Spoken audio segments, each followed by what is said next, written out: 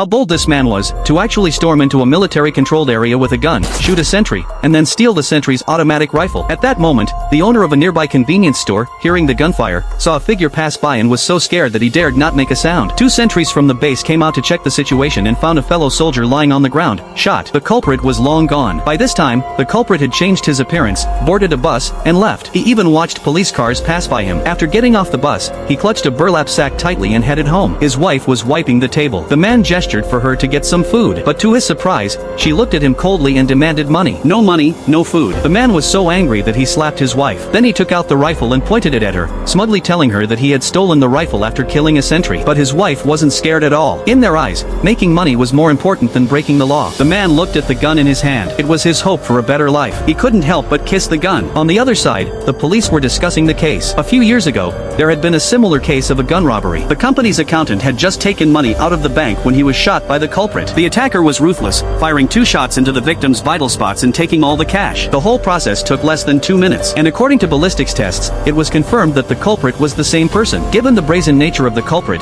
once he spent the stolen money, he would surely strike again. This time, by openly provoking the authorities and killing a sentry in a military-controlled area, the higher-ups demanded that the case be solved at all costs. The police immediately organized experts to go to the scene for investigation. To solve the case, the police mobilized almost all their manpower. When the news broke, the entire city was in a state of panic. As a result, the police had to set up checkpoints at major traffic junctions in the city and conduct strict searches on every passing vehicle. But after several days, there was still no clue about the missing automatic rifle. On the other side, the man did not rush into action. Instead, he hid in an internet cafe to check the police's progress on the shooting case. Only after realizing that the police had not yet identified him as a suspect did he breathe a sigh of relief. But unexpectedly, on his way home, he saw several police officers conducting house-to-house searches. The man quickly hid upon seeing them. When he returned home, he found out that his wife had lied to the police, telling them that he had gone to the provincial city. This made the man furious. In order not to arouse the police's suspicion, the man had no choice but to pack his bags immediately and prepare to leave. And sure enough, the next day, he received a call from the police. By that time,